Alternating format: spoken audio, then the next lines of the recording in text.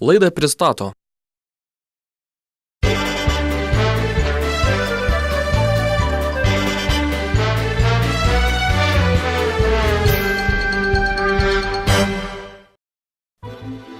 Auksinė mintis.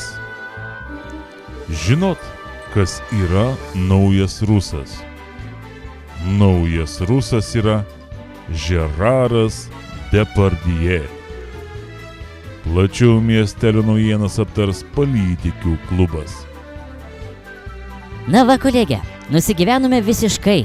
Valdžiai normalų žmonės visiškai neberūpi. Nu tai čia senai žinoma naujiena. Šiais laikais valkataujantys šunys turi daugiau teisių nei žmogus. Tu pažiūrėk, kas dedas Lietuvoj. Šuniukų primušė, žmogų už tai kalėjimą pasadina. Arba žmogų primušė, kaltų nebar. Na, jūs iš dalies esate teisi. Visuomenė tampa nebejinga gyvūnams.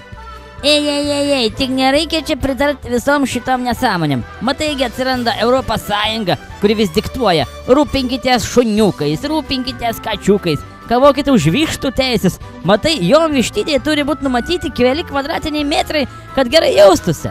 A žmogus? Va guli pijokėlis patvari ir niekam ją nereikia. Na ką jūs kalbate?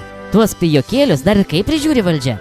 Nuveža į ligoninę, aplink juos šokinėja medikai, kai tuo tarpu sunkiai sužeistas žmogus laukia eilėje, kol su tuo pijoku ten tąsosi gydytojas su seselėmis. Na tik nereikia, vėl grįžtam prie tą, kad atkurt blaivyklas, bet vis neužtenka politinės valios. Matai, įstatymai neleidžia žmogaus prieš jo valių uždaryti rasin. A taigi pažiūrėk, iš kur santrankiais išvestiems jau možna sadint belangiam, net mėnesiais, kur čia teisybė?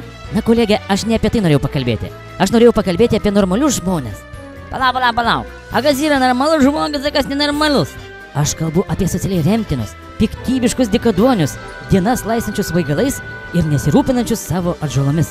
A šitie yra žaizdas žemės mūsų. Ar kaip tik kažkoks ten kažkada rašė?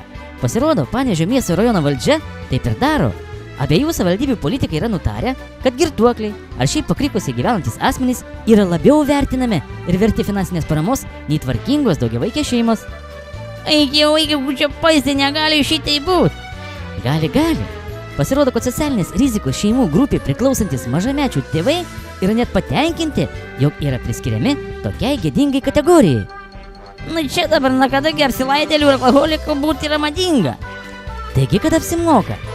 Jie kasmet į vaiko teisų skyrių atžygiuoja oriai gauti šių pažymų, patvirtinančių, kad jie yra įrašyti į socialinės rizikos šeimų grupę. Tas pažymas pristatė kai kurias įstaigas, jie gauna nemažų lengvatų. Būti socialinės rizikos asmenų sąraše jiems labai apsimoka. Nu tai tik pažiūrėk, kas dedas, pasaulio pabaiga. Klausyk, o už savo atžalų maitinimą iki mokyklinėse įstaigose jie nemoka nė lito. Vieno vaiko maitinimas miesto darželė mėnesį kainuoja 140 litų, o štai daugiavaikiai šeimai mažamečio vaiko maitinimo mokestis darželėje kompensuojamas tik 50%. Nu tai palauk, dėstyk, nieko nebesuprantu.